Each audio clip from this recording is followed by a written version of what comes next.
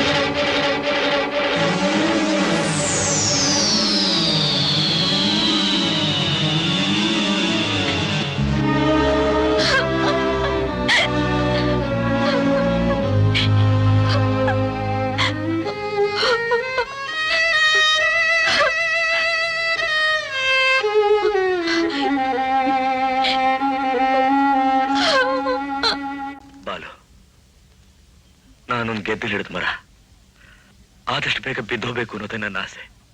ನೀನ್ ಯಾಕೋ ಯೋಚನೆ ಮಾಡ್ತೀಯಾ? ನಿನ್ನ ಉಳಿಸ್ಕೋತೀನಿ ಅಂತ ನಂದಿನಿ ಹಠ ತೊಟ್ಟಿದ್ದಾಳೆ. ನಂದಿನಿ ನಾನು ನಿರಾಸೆ ಮಾಡಲ್ಲ ಬಾಲು. ಇಲ್ಲಿ ಸತ್ರು ನಾನು ಅಲ್ಲಿ ಉಳ್ಕೋತೀನಿ. ಆದಷ್ಟು ಬೇಗ ಕಣ್ಮುಚ್ಕೊಂಡು ನಂದಿನಿ ತೋಳ್ತಕ್ಕಿನಲ್ಲಿ ಮಗುವ ಕಣ್ಬಿಡ್ಬೇಕು ಅನ್ನೋದೇ ನನ್ನ ಹಂಬಲ. ಏ ಬಾಲು, ಮುಂದಿನ ತಿಂಗಳು 31ಕ್ಕೆ ನಿನ್ ಮದುವೆ 1 ವರ್ಷ ಆಯ್ತಲ್ಲ. ನೋಡು, ಒಂದು ಗ್ರ್ಯಾಂಡ್ ಫಂಕ್ಷನ್ ಅರೇಂಜ್ ಮಾಡ್ಬಿಡು. ನಾನು ನಿಮ್ಮಿಬ್ಬರನ್ನ ಕಣ್ ತುಂಬಾ ನೋಡಿ ಮನಸಾರ ಹರಿಸ್ಬಿಡ್ತೀನಿ. ಏನಂತೀಯ? ಹರೀಶ್ ಕೊನೆ ಆಸೆನ ನೆರವೇರಿಸ್ಬಿಡಿ ನಂದಿನಿ. ಅವರ ಬದುಕಿನ ಕಾದಂಬರಿಯ ಕೊನೆ ಪುಟದಲ್ಲಿ ದೇವರಿಚ್ಛೆ ಏನಿದೆಯೋ ಏನೋ.